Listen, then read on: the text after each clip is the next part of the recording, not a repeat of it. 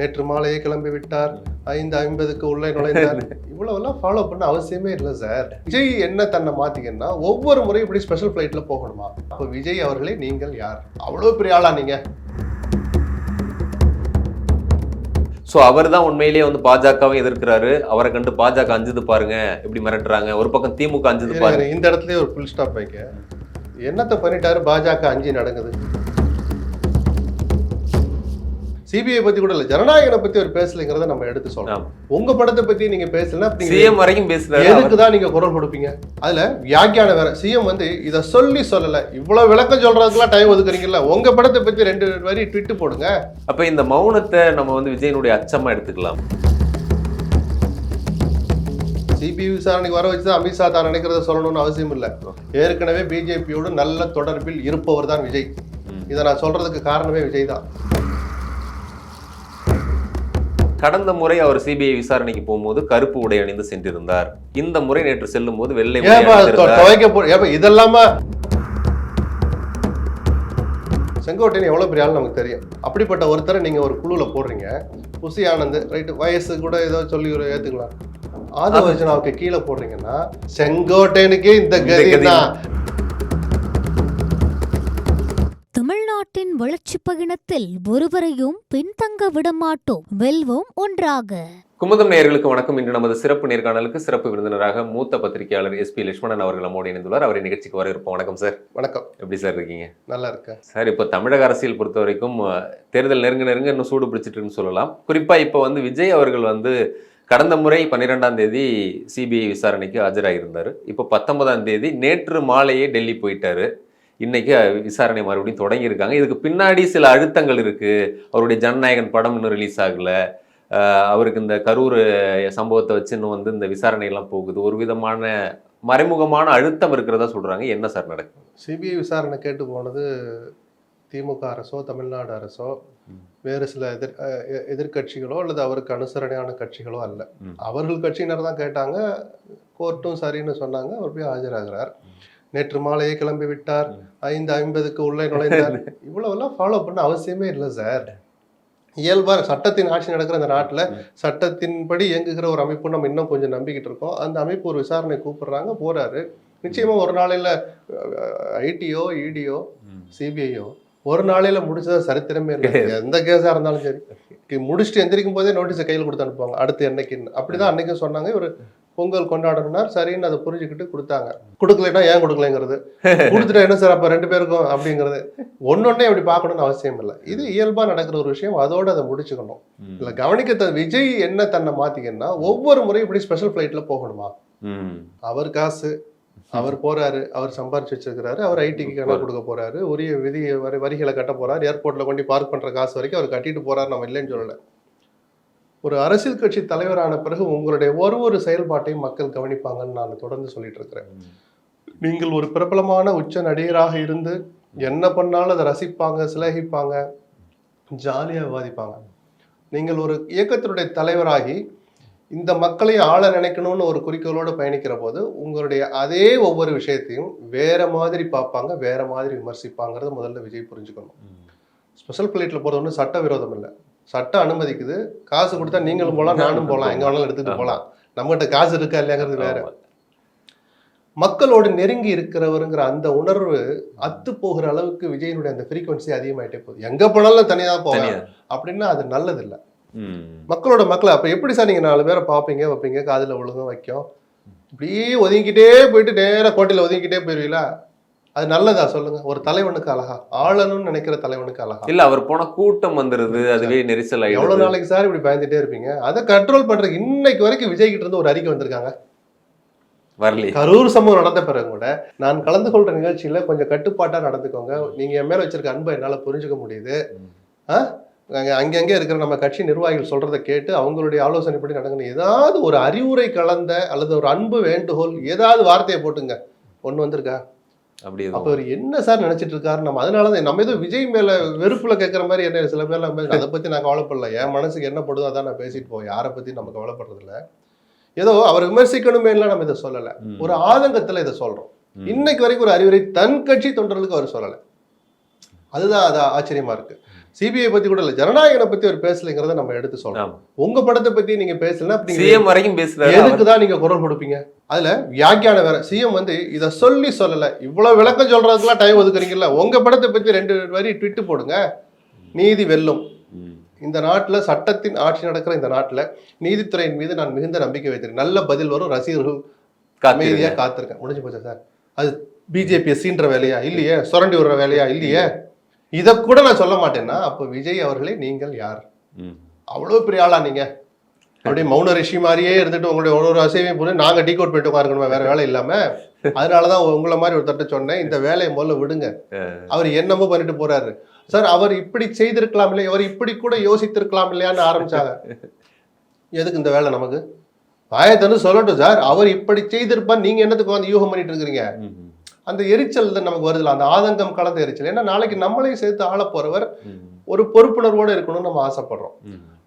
அதை தாண்டி சிபிஐ விசாரணையிலயோ மற்ற ஜனநாயக விஷயத்துல பேசுறதுக்கு எதனால சார் இவ்வளவு மௌனமா அவர் இருக்கிறாரு அப்படிங்கிற ஒரு அவர் இயல்பு. அவர் கொஞ்சம் கூச்ச சுபாவிதான்னு நாம கேள்விப்பட்டிருக்கிறோம். அதெல்லாம் தாண்டி சினிமால இத்தனை லைட் வெளிச்சத்துக்கு மத்தியில கதாநாயகிகளோடு உயர்பாடுல ஆரம்பிச்சு சண்டை போடுற வரைக்கும் எல்லாத்தையும் செஞ்சுட்டு அந்த கூச்சம் போயிருக்குன்னு நம்புறோம். அரசியலுக்கு வந்துட்டா அந்த தயக்கம் கொஞ்சம் இன்னைக்கு இருக்கிற முதலமைச்சர் ஸ்டாலினே கூச்ச சுபாவி தான். இன்னைக்கு அவர் எவ்வளவோ மாறிட்டார். காலம் கொடுக்கிற கொடை அது, அனுபவம் மூலமா வர்ற ஒரு மனமாற்றம், உணர்வு மாற்றம், குணமாற்றங்கள். அதெல்லாம் விஜய்க்கு அது உடனே மாறிடும் இல்ல, மாறுறதுக்கு தொடங்க, உங்களுக்கு மாற ஆரம்பிச்சுங்கிற எண்ணத்தை எங்க மத்தியில விதைங்கன்னு நம்ம எதிர்பார்க்கிறோம். அதை செய்ய தயங்குகிறார். அது நல்லது இல்லைன்னு சொல்றோம். இப்ப பவுன்சர் கலாச்சாரத்தை நம்ம எதுக்கு எதிர்த்தோம்? 10 பேர் வேலை செய்யறா சார், அவன் சம்பளத்தை கெடுத்துறாங்க நீங்க எல்லாம் கேட்கலாம். நம்ம நோக்கம் அது இல்ல. அப்படி வர்றவனுக்கு நீங்க இன்ஸ்ட்ரக்ஷன் கொடுங்க, இப்ப அப்பாவி தொண்டர்களை இப்படி தள்ளாத, ஜஸ்ட் இப்படி நின்னா போது நீ அப்படின்னு ஏதாவது ஒண்ணு சொன்னாரா தெரியாது. இப்படி நான் சொல்லியிருக்கேன் ஒரு மெசேஜ் போட்டாரா? எதுவும் இல்லை. இதுதான் நமக்கு ஆதங்கமா இருக்கே தவிர விஜயை பிடிச்சு நோண்டிக்கிட்டே இருக்கணுங்கிறது நம்ம நோக்கமும் அல்ல, அதுக்கு அவசியமும் இல்லை. இல்ல அதுதான் இப்போ கரூர் சம்பவத்துல கூட உடனடியா அவர் பத்திரிகையாளர், இது வரைக்குமே பத்திரிகையாளர்களை அவர் சந்திக்கல, அதுலயுமே வந்து ரொம்ப ஒரு 2 நாள் கழிச்சு தான் வீடியோ ஒண்ணு வெளியிட்டார். இப்போ ஜனநாயகன் படை இஷ்யூக்காக பார்த்தோம்னா எல்லாருமே குரல் கொடுக்குறாங்க. இன்னும் சொல்ல போனா சிஎம் அவர்கள் கூட வந்து இதற்காகலாம் ராகுல் காந்தியை கூட கொடுக்குறாரு. அது அரசியல் கூட இருக்கட்டும், எதுவா வேணும் இருக்கட்டும் சார். ஒரு யாரோ பேசும்போது ஆயிரக்கணக்கான ஊழியர்கள் வேலையாட்களுடைய உழைப்புல அந்த படம் உருவாயிருக்கு. விஜய் டைரக்டருங்கிறத தாண்டி இல்ல லைட்மேன் வரைக்கும் உழைச்சிருக்காங்க சார், பல நாள் இரவுகள் பகல்ல.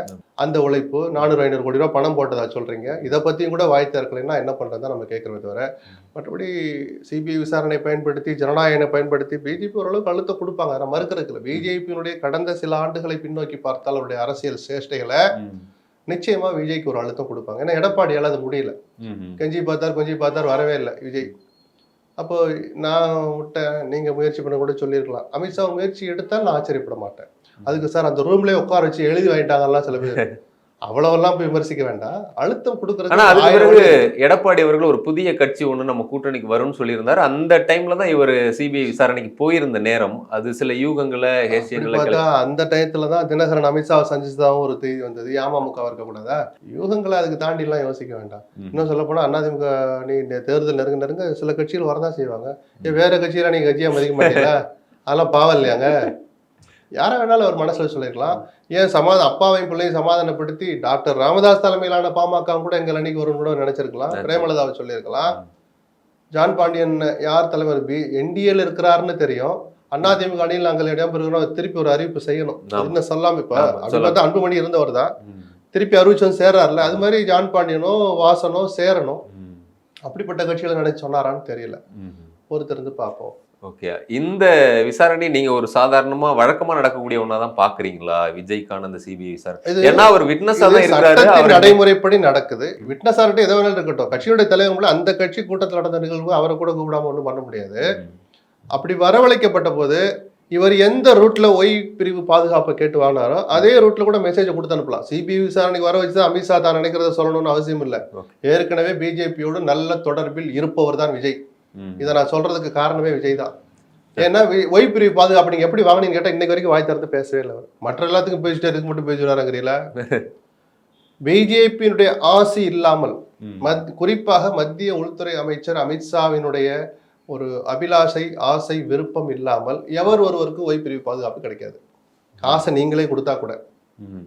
அந்த பாதுகாப்பு படை வீரர்களுக்கு சம்பளத்தை நீங்கள் தான் கொடுக்கணும். கொடுக்குறேன்னு நீங்கள் ஒத்துக்கிட்டா கூட உங்களுக்கு கொடுக்க மாட்டாங்க. அதுக்கு ஒரு கமிட்டி இருக்குது, கூடணும், ப்ரொசீஜர் இருக்குது, அதெல்லாம் டிக் பண்ணிட்டு அவர் இதெல்லாம் மீட் அவுட் ஆகுதா இல்லை இது தேவையில்லை அப்போ இவருக்கு கொடுக்க வேண்டாம் முடிவு எடுக்கிற அதிகாரம் அமித்ஷாவுக்கு இருக்கிற போது போய் கேட்டு சில வாரங்களில் திரைமறைவிலேயே கொடுத்து முடிச்சாங்களே எப்படின்னு நம்ம கேட்டோம். இப்போ வரைக்கும் விஜய் சொல்லலை. ஸோ ஏதோ ஒரு லிங்க் எஸ்டாப்ளிஷ் ஆகிருக்குல்ல, அந்த லிங்க் மூலமாக கூட அமித்ஷா அந்த அழுத்தத்தை கொடுக்கலாம் இல்லையா, எங்கள் அன்னைக்கு வாங்க, அடுத்த தேர்தலை பார்த்துக்கோங்க அப்படின்னு கூட அழுத்தங்கள் கொடுக்கப்படலாம். அதுக்கு இவர் பணிகிறாரா இல்லையா அப்படிங்கிறதுக்கு பணிவதற்கான வாய்ப்பு குறைவுன்னு நான் ஏன் நினைக்கிறேன்னா, அதாவது என்டிஏ அணிக்கு வருவதற்கு வாய்ப்பு குறைவு.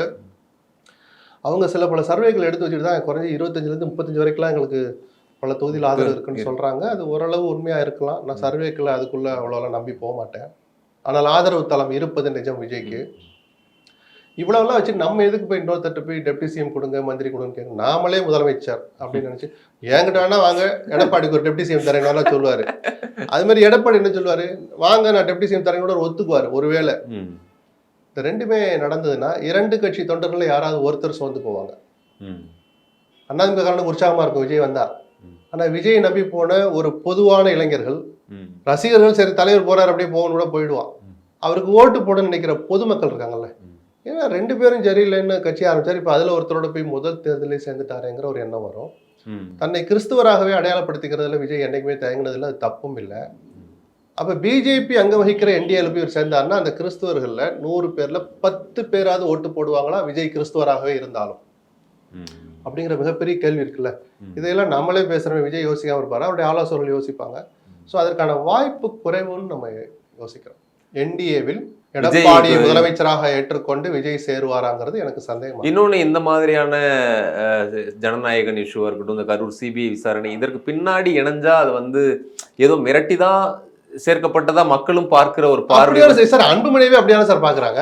அன்புமணி போய் இவ்வளவு அவசரம் போய் கையெழுத்து போடுறதுக்கு என்ன காரணம், 2 எஃப்ஐஆர் பெண்டிங் இருக்கு சிபிஐல. அவர் நேசா ஞாபகப்படுத்திருப்பாரு, அடுத்து வாய்தா எப்பன்னு தெரியுமான்னு கேட்டிருப்பாரு, இந்த கிளம்பி 2 போய் கையெழுத்து போட்டார். நான் நக்கல் பண்ணல. இந்த அழுத்தத்தை தான் பிஜேபி எல்லாருக்கும் எதிராகவும் செய்யறாங்க. தினகரனுக்கு எதிராகவும் பயன்படுத்தலாம். அதை நமக்கு தெரியாது, நடந்ததுன்னா நம்ம அதையும் தான் விமர்சிப்போம், மக்கள் அப்படின்னு தான் பார்ப்பாங்க. இதையெல்லாம் யாரும் மறைக்க முடியாது. ஆனா விஜய் அவர்களுமே அவருடைய தாவேக்கா அவங்க அரசியல் எல்லாமே திமுகவை எதிர்த்து தான் இது வரைக்கும் அரசியல் பண்ணிட்டு இருக்கிறதுனால எங்கேயுமே எனக்கு தெரிஞ்சு பாஜகவை பெருசா விமர்சனம் சமீபத்துல பண்ணல. எனக்கு தெரிஞ்சு முதல்லையும் அந்த பாசிசம் பாயாசத்தை தவிர நானும் பெருசா பார்க்கல. எடப்பாடி அவர்களை பெருசா பேர் கூட சொல்லி எங்கேயும் விமர்சிச்சதா தெரியல. அந்த மாதிரி ஒரு சூழல் இருக்கும்போது அவங்களே கடந்த கால வரலாறுலாம் எடுத்து இப்படி பண்ணிக்கலாம் பேசிக்கலான்றாங்க. அண்ணாவும் ராஜாஜியும் கூட்டணி வச்சுக்கலையா, கடந்த காலத்துல தேர்தல் கூட்டணின்னு ஒண்ணு இல்லையா, தேர்தல் கூட்டணிக்காக வாங்கன்னு பிஜேபி கூட எடுத்து தராங்க, நீங்க வாங்க அப்புறம் பார்த்துக்கலான்னு. அப்போ அந்த இடத்துல விஜயனுடைய ரசிகர்கள் தொண்டர்கள் அக்செப்ட் பண்ணிக்கலாம்ல, நம்மள திமுக தான் ஒழிக்க பார்க்குறேன். இன்னமும் ஜனநாயகன் ரிலீஸ் ஆகாததுக்கு காரணம் திமுக நம்பக்கூடிய ரசிகர்கள் அவர்கிட்ட இருக்காங்கல்ல, அதை பயன்படுத்திக்கலாம் அப்படின்றத இல்ல. அதனாலதான் வாய்ப்பு குறைவுன்னு நான் சேஃபா சொன்னேன். காப்பாத்திக்கிறக்கா சொல்லல. அரசியல் வெக்கம் கட்டதான் அரசியல். இந்த வெக்கத்தை பூரா தள்ளி வச்சுட்டு விஜய் போய் சேர்ந்தாலும் சேரலாம், சேரவே மாட்டாரலாம். எழுதி தரணும்னா நான் எழுதி தர மாட்டேன், பேப்பர் எடுத்து ஒழிச்சு வச்சுக்கேன். நான் எதுக்கு எழுதி தருவேன்? அரசியல் நம்பி நீங்கள் எதுவும் செய்யாதே, நான் எதுவும் செய்ய மாட்டேன். இது தேர்தல் அரசியல். இன்னும் கொஞ்சம் வெக்கத்தை எல்லாம் கூடுதலா விட்டு கொடுப்பாங்க. ரோஷம் எல்லாம் ஞாபகமே வராது. அது எந்த வேர்டு ரோஷம் அப்படின்லாம் கேட்பாங்க. நான் நக்கலுக்கு சொல்லலை, யதார்த்தம் அதுதான். அந்த கட்சியுடைய வளர்ச்சி, தன்னுடைய எதிர்காலம் அப்படின்னு தான் ஒரு தலைவர் தன் கட்சியை பத்தி தன்னை பத்தி யோசிச்சு அப்புறம் 3ஆவதா போனா போகுதுன்னு தமிழ்நாட்டு நலன்னு ஒரு வார்த்தையை சேர்த்துக்கிட்டு ஒரு முடிவு எடுப்பாங்க. இப்போ கூட நான் அதை மறுக்கல, வாய்ப்பு குறைவுன்னு நான் சொல்றேன். அப்படி போனா பிளஸும் இருக்கு மைனஸும் இருக்கு. விஜய் அதிமுகவினுடைய அந்த ஆட்சிக்கு வரணுங்கிற எண்ணம் இருக்குல்ல, அது கொஞ்சம் பிரகாசமாகும். வாய்ப்பு நிறையவே இருக்கு. விஜய் என்கிற பிம்பம் உடைபட்டு அவருடைய அரசியல் வளர்ச்சி அதோடு தடைபடும். இன்னொரு பக்கம் சிலர் இதெல்லாம் ஒரு ஸ்டெண்டு தான், இன்னமும் வந்து விஜய பாஜகவினுடைய கிளைக்கழகமாகவும் பாஜகவினுடைய பி டீமாவும் அவரை பார்க்குற சில விமர்சனங்களையும் பார்க்குறோம். இது எல்லாமே என்னன்னா, விஜய் வந்து பெருசா அரசியல் எதுவும் பண்ணல, இப்படி அவருக்கெல்லாம் மறைமுகமா ஒரு நெருக்கடி இருக்கிற மாதிரியான சூழலை உண்டு பண்ணுனா மக்கள் அவர் மேல ஒரு அனுதாபப்படுவாங்க. ஸோ அவர் தான் உண்மையிலேயே வந்து பாஜகவை எதிர்க்கிறாரு, அவரை கண்டு பாஜக அஞ்சுது பாருங்க எப்படி மிரட்டுறாங்க, ஒரு பக்கம் திமுக அஞ்சுது பாருங்க. இந்த இடத்துல ஒரு புல் ஸ்டாப் வைக்க, என்னத்தை பண்ணிட்டாரு பாஜக அஞ்சு நடக்குது, ஜனநாயகனை ரிலீஸ் பண்ண மாட்டாங்களே. அதுக்கு விஜய் என்ன ரியாக்ட் பண்ணாரு? ஒரு தலைவருடைய செயல்பாட்டை தான் பார்ப்பாங்களே, இது விமர்சனமா கடந்து போயிடும். அந்த விமர்சனத்தை நீங்க ஓட்டா மாத்தணும்னா, அந்த விமர்சனத்தினால் தான் ஒரு தலைவனா வளரணும்னா இந்த தலைவன் என்ன பண்றான்னு தான் முதல்ல பார்ப்பாங்க. அப்படியே பண்ணிட்டாரா? எதுவும் அவர் பண்ணல அப்படிங்கிற அது அப்படியே மக்கள் சிலாகிச்சிருவாங்களா? மக்கள் அவ்வளவு முட்டாளா சார்? தமிழ்நாட்டு மக்கள் அப்படி இடம் போடாதீங்க. இந்த ஏதோ விஜய் பின்னாடி போறாங்கிறது நானும் கூட அதை விமர்சிக்கிறேன். கொள்கையில இருந்து எல்லாமே கொள்கையை பார்த்துலாம் போகல, கொஞ்சம் யோசிச்சு போங்க. இப்படி ஒரு கட்டுப்பாடு இல்லாம போகாதீங்க. நம்ம முதிர்ச்சி ஆயிட்டோம், அரசியல் அறிவு வந்துருச்சுன்னு நம்ம பல பேர்கிட்ட பெருமையா பேசிட்டு நேரத்துல இப்படி போய் ஏதோ விஜய் ஏதோ போகக்கூடாத இடமும் இல்லை, அவர் ஏதோ தேடப்படுற குற்றவாளியும் இல்லை. அவரும் இந்த ஜனநாயக நாட்டில் ஒரு கட்சி ஆரம்பிச்சிருக்காரு, தலைவராக இருக்கிறார், தன் இயக்கத்தை வளர்க்கறதுக்கு என்னவோ பண்ணிட்டு இருக்கிறார், பண்ணாமலேயே பண்ணிட்டு இருக்காருன்னு வச்சுப்போம். அதைத்தான் நம்ம பண்றோமே தவிர ஏன் அங்கே போனீங்கன்னா நம்ம யாரும் கேட்கல. அவரும் வளரட்டும் சார், நம்ம அதுக்குள்ள இவர் ஏன் பேச மாட்டாரு அப்படின்னா அந்த தலைவருடைய கேரக்டர் மக்கள் எடை போடுவாங்களா மாட்டாங்களா? அந்த பிஜேபி எதிர்த்து ஒரு மியான்னு கூட சத்தம் கொடுக்க மாட்டாரு. இவருடைய இந்த துணிச்சலை மக்கள் பாராட்ட மாட்டான்னு கேட்கல, கேள்வியே அடிபட்டு போதே சார். எப்படி சார் மக்கள் அவ்வளவு முட்டாளா சார்?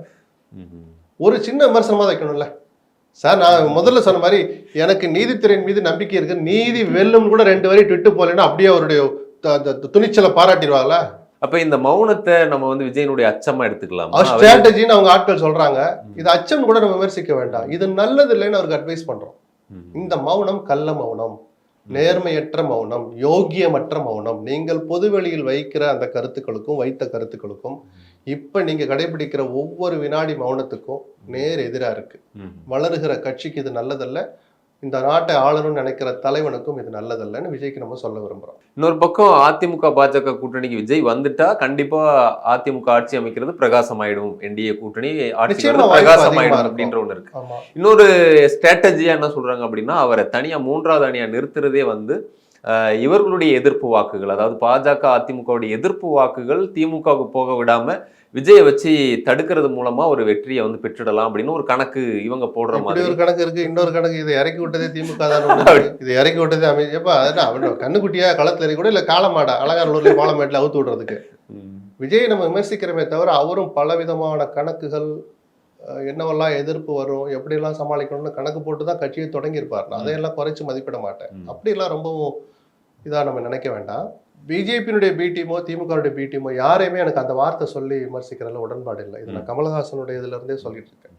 அப்படிலாம் நம்ம ரொம்ப கவலைப்படவும் வேண்டாம். அது இவ்வளவு பெரிய பிரபலம் எல்லாம் ரொம்ப சீக்கிரம் அம்பலப்பட்டு போயிடுவாங்க. வீதியில அம்பலப்பட்டு அப்புறம் உரிச்சு எடுக்கலாம். நம்ம அதுக்கு முன்னாடி அவசரப்பட்டு யாரையும் விமர்சிக்க கூடாதுன்னு நான் சொல்றேன். இருந்தாலும் மறுபடியும் குறியீடு இதுக்கெல்லாம் போறேன்னு நினைக்க வேண்டாம். அவர் மௌனமா இருக்கிறதுனால இதெல்லாம்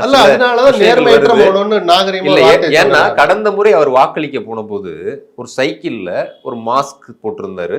அவர் சைக்கிள்லயும் அந்த கருப்பு சிவப்பு மாஸ்க் இருந்தது. அவர் திமுகவை தான் குறியீடா காட்டுற சில திமுக அப்போ இருந்து டீகோட் பண்ணணும்ன்ற நம்ம தலையில தான் சுமத்துறாரே தவிர அவர் வாயை திறந்து பேச மாட்டேன். நீங்க எங்க தெரியுமா தப்பு நடக்குது? ஊடகங்கள் தான் சார் முதல் தப்பு. முதல்ல இந்த மாதிரி ஆட்களை கொஞ்சம் ஒதுக்க ஆரம்பிச்சாலே ஆட்டோமேட்டிக்கா வந்துருவாங்க சார். நான் விஜய் ஒதுக்குங்கன்னு சொல்லல, பேச வைங்க. ஒரு அக்கௌண்டபிலிட்டி வேணுமா இல்லையா? ரெஸ்பான்சிபிலிட்டி வேணுமா இல்லையா? தார்மீக கோபமாவது வரணுமா இல்லையா? நீங்க சொல்ற மாதிரி ஸ்டாலின் ட்விட்டு போடுறாரு, ராகுல் போடுறாரு, எல்லாரும் போடுறாங்களே, அவர் வாயை திறந்து பேச மாட்டாருன்னு அந்த ஆதங்கம் நமக்கு துடிக்கிறது அவருக்கு துடிக்க மாட்டேதுங்கிறது நம்ம இயல்பான ஒரு ஆதங்கம் தானே. இதை விஜய்க்கு ஆதரவு கூட நம்ம எடுத்துக்க வேண்டாம். அதனாலதான் சில செய்திகள் ஊடகங்கள் வெளியிடுறது இப்போ இப்படி ஒண்ணு வந்து இருக்குது. கடந்த முறை அவர் சிபிஐ விசாரணைக்கு போகும்போது கருப்பு உடை அணிந்து சென்றிருந்தார். இந்த முறை நேற்று செல்லும் போது வெள்ளை இதெல்லாமா என்ன துவைக்க போட்டது வந்துடுச்சு, அயன் பண்ண லேட் ஆயிடுச்சு. இதெல்லாம் நமக்கு தேவையா? ஊடகங்கள் முதல்ல இதை நிறுத்தணுங்கிற. அவர் என்ன ட்ரெஸ் போட்டு போனா நமக்கு என்ன சார் வந்துச்சு? ஏதாவது கருத்து சொல்லட்டும்.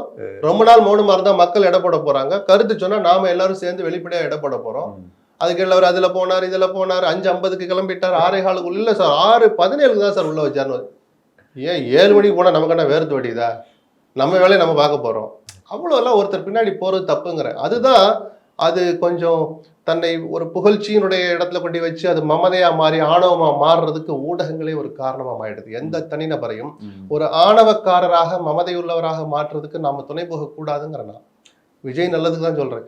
ஏத்தி விட்டு கவுக்குறது எப்படின்னு நமக்கு தெரியாத. விஜய்க்கு வந்து இப்போ அந்த காலகட்டத்தில் அவர் வந்து கெரியர் உச்சத்துல இருந்து ஒரு கரெக்டான சூழல்ல வந்திருக்காரு. அவருக்கு ஒரு வாய்ப்பு இருக்குன்னு பார்க்கப்பட்டுச்சுது. இருந்தாலும் இப்போ அவர் கிடைச்ச வாய்ப்பை தவற விட்டதாகவும் சில விமர்சனங்கள் இருக்கு. அரசியல் பண்ணக்கூடிய இயக்கங்கள் அவரை நோக்கி போக மாட்டாங்க. சில தலைவர்கள் கோபதாபப்பட்டு ஒரு சங்கடப்பட்டு சங்கடங்கள் நிகழ்ந்த பிறகு அதன் விளைவா தொடர்ச்சியா போய் சேர்றாங்களே தவிர செங்கோட்டையன் உட்பட அந்த கட்சியில் போய் விரும்பி சேர்றோம்னு போய் சேர்ற வேகம் ஏன் இல்லை? விஜய் யோசிக்கணும். ஏன் இந்த இயக்கம் நம்ம கிட்ட வரமாட்டாங்க? ஒரு பேச்சுவார்த்தையாவது தொடங்கியிருக்கணுமே, தொடங்குற மாதிரி ஒரு படத்தையாவது காட்டணுமே, அதுக்கு ஒரு போட்டோவாவது எடுக்கிறதுக்கு 4 பேர் உள்ள வரணுமே, ஏன் வரமாட்டாங்கன்னு அவர் யோசிக்கணும். ஏன்னா ஒரு அரசியல்வாதியாக ஒரு கட்சியினுடைய தலைவராக நாம செய்ய வேண்டியது இன்னும் செய்ய தொடங்கலைங்கிற அந்த புரிதலுக்கு முதல்ல விஜய் வரணும். அதுதான் ஒரு கட்சிக்கு நல்லது. ஆட்சி பிடிக்கிறதுல அப்புறம் ஒரு இயக்கத்துக்கு அது நல்லது. அதை விஜய் இன்னைக்கு வரைக்கும் செய்யலை. அவருடைய ஆலோசகர்களும் அதை சொல்றாங்களா, இல்லை சொல்ற இடத்துக்கு அவங்களை என்ன வைக்கலையா, இல்லை சொல்லி திட்டு வாங்கினாங்களா நமக்கு தெரியல. இல்ல அவர் கட்சி தொடங்கின இந்த 2 ஆண்டுகளுக்குள்ளேயே சிலர் போன வேகத்துல திரும்பி இருக்கிறாங்க. சிலர் வந்து இப்பவும் சொல்றாங்க செங்கோட்டையன்லாம் ஒரு 6 மாசம் கூட தாங்க மாட்டார்ன்ற விமர்சனத்தை வெளியில வந்தவங்க இன்னும் ஒரு தேர்தல கூட அவர் ஏதோ வேலையை ஆரம்பிச்சாங்க. இல்ல பிரச்சார குழு பட்டியல் பாத்தீங்கன்னா தெரியும். ஞாபகப்படுத்தினீங்க சார். ஒரு தலைவனுடைய அடிப்படை குணம் என்ன தெரியுமா? தேவையான குணம். அவன் எடுக்கிற முடிவை தனக்கு கீழுள்ளவர்கள் ஏற்க செய்வது. சர்வாதிகாரமா இல்ல, புரிய வச்சு கன்வின்ஸ் பண்ணி ஏற்க வைக்கணும். செங்கோட்டையன் எவ்வளவு பெரிய ஆள் நமக்கு தெரியும். தேர்தல கள அரசியல்ல அப்படியே மக்கள் தலைவர்லாம் கிடையாது. கள அரசியல். நல்ல மனிதர், உழைப்பாளி, விசுவாசி, நீண்ட கால 50 ஆண்டு கால அரசியல் வாழ்க்கைக்கு சொந்தக்காரர். அப்படிப்பட்ட ஒருத்தரை நீங்க ஒரு குழுல போடுறீங்க. புசி ஆனந்த் ரைட்டு, வயசு கூட ஏதோ சொல்லி ஏத்துக்கலாம். ஆதவர்ஜனாவுக்கு கீழே போடுறீங்கன்னா அதனால செங்கோட்டையன் தாழ்ந்து போயிடல, ஆனா அவருடைய மனசாட்சி அவரை உறுத்திக்கிட்டே இருக்கும். அதுக்கு எடப்பாடியோ பரவாயில்லையோ அப்படின்னு கூட யோசிச்சு அவருடைய ஆட்கள் யோசிக்க ஆரம்பிச்சிருவாங்க. அப்ப விஜய் எங்க தன்னுடைய தலைமை பண்பை இழந்தான்றதுக்கு அது மிகப்பெரிய உதாரணம், சமீபத்திய உதாரணம். செங்கோட்டையன் மேல வைக்கிறார். ஆனந்த் நீங்க ஒன்றும் மனசுல வச்சுக்காதீங்க, அதோ உனக்கு ஒன்றும் சங்கடம் இருக்காது அப்படின்னு சொல்லி புரிய வைக்கலாம். நீங்க என்ன சார் தலைவர்? அப்ப செங்கோட்டை எப்படி சார் முழு மனசோட அந்த வேலையை செய்வாரு? ஆதவர்ஜன் அப்படியே 20 ஆண்டு கால ரசிகர் மன்றத்துல இருந்து வந்தவர 1 வருஷம் கூட இன்னும் ஆகலைன்னு நினைக்கிறேன் கட்சியில சேர்ந்து. அப்படி அவர் கோச்சுக்குவார்னு நினைச்சீங்கன்னா, அவர் பண்ற நிதி உதவி பாதிக்கப்படும் நினைச்சீங்கன்னா நீங்கள் தலைவனே அல்ல. அந்த நிதி உதவிக்காக தான் நீங்க ஆதவ மேல போட்டு செங்கோட்டனை கீழே போடுறீங்கன்னா, அப்போ உங்கள் கட்சியை பணத்துக்காக நீங்கள் அடகு வைப்பீர்களாங்கிற விமர்சனம் வந்தால் விஜய் அதை எப்படி எதிர்கொள்வார்? குறைஞ்சபட்ச நாகரிகம் சார் அது. அப்ப இன்னும் சீனியர் தலைவர்கள் எப்படி வருவாங்க உங்க கட்சிக்கு? செங்கோட்டையனுக்கே இந்த கதிதான் நம்மெல்லாம் அப்படின்ட்டு அப்படியே தெரிச்சு ஓடிடுவாங்க. இதைத்தான் நான் சொன்னேன், ஒரு விஷயமும் கவனிக்கப்படும். நீங்கள் செய்வது, செய்ய தவறுவது இரண்டுமே கவனிக்கப்படும். விஜய் தன்னை மாத்திக்கணும் அதுக்காக தான் சொல்றேன். அதுதான் சொல்ல வரேன். இப்ப செங்கோட்டையனுக்கு இந்த நிலைமை ஒண்ணு இருக்கு. இதுக்கு முன்னாடி சில முன்னாள் எம்எல்ஏக்கள்லாம் இணைஞ்சாங்க, இப்பவும் இணைஞ்சிருவாங்க. அவங்களுக்கும் பெரிய முக்கியத்துவம் அங்க இல்ல, அதெல்லாம் வெளியே தெரியாது சார். நீங்க ஊரறிஞ்ச நாடறிஞ்ச ஒரு ஆளை தான் நம்ம பாக்குறோம். அவங்களுக்கு என்ன லோக்கல்ல கண்டிப்பா ஒரு பொறுப்பை கொடுக்க போறாங்க, தொகுதி கேட்ட. இப்ப சில பேர்லாம் 50 பேருக்கு மேல கேண்டிடேட் சொல்லு அப்படிப்பாங்க. இப்ப 70 பேர் கிடைச்சிட்டாங்க. அப்படி கூட அதுக்கு பயன்படுவாங்க. நான் எதுக்காச்சும் யதார்த்தமாவே சொல்றேன். நான் அவங்களை கூட நம்ம அடுத்த கட்டம் ஊரறிஞ்ச ஒருத்தரை இந்த கதியில வைக்கிறீங்களே, அப்ப நீங்க என்ன கட்சி நடத்துறீங்க அப்படின்னு ஒரு விமர்சனம் வரும். அந்த விமர்சனத்துல நியாயம் இருக்கு, உண்மை இருக்குன்னு முதல்ல விஜய் புரிஞ்சுக்கணும். வெக்கத்தை தள்ளி வச்சு அதை ஒத்துக்கிட்டு இதை எப்படி சரி பண்றேன்னு பாக்கணும். இனி வர்ற காலங்கள்ல நீங்க ஒருத்தர் எப்படி நடத்துறீங்கிற பார்த்தா சார் அடுத்தவன் உள்ள வருவான். இப்ப வைத்தியலிங்கம் போவாரான்னு ஒரு தகவல் வந்துட்டே இருக்கு. அண்ணனையே எந்த பாடுன்னா நம்மள அடுத்து என்ன நிர்மல்குமாருக்கு கீழே கொண்டாந்து வைப்பாங்கன்னு அவருக்கு ஒரு பயம் வருமா வராதா? கண்டிப்பா வரும். இந்த பயத்தை ஏற்படுத்தியது விஜய் தானே தவிர திமுக செய்த சதி, அமித்ஷா செய்த சதி எல்லாம் கிடையாது. விஜய் தான் அந்த சதியை செஞ்சது. காங்கிரஸ் திமுக கூட்டணி பிரச்சனை இன்னும் போயிட்டு இருக்குன்னு சொல்லலாம். இருக்காங்களா இல்லையா? திமுகவோட கூட்டணி கிடையாது. திமுகவோட கூட்டணி வேண்டும் என்றால் 5 அமைச்சர்கள் பதவி வேண்டும்னு பிரவீன் சக்கரவர்த்தி ட்விட்டு போட்டார்னா ராகுலுக்கு இந்த கட்சியில் துளி கூட. ஆமாம், ஜெயலலிதா ஊழல்வாதிதான் சொல்கிற உரிமை அண்ணாமலைக்கு இருக்கு. தமிழ்நாட்டின் வளர்ச்சி பயணத்தில் ஒருவரையும் பின்தங்க விடமாட்டோம். வெல்வோம் ஒன்றாக.